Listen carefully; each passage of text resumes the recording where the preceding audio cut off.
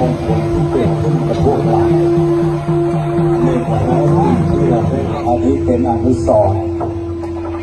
100 ปีพระอารามหลวงถือว่าเป็นสิ่งที่เป็นมงคลที่เกิดขึ้นกับตัวและครอบครัวของเรา100 ปีจะมีอีกแค่1 ครั้งเท่านั้นญาติโยมที่ไม่ได้มีโอกาสในวันนี้เขาจะต้องบอกว่าเสียดายทีนี้เราก็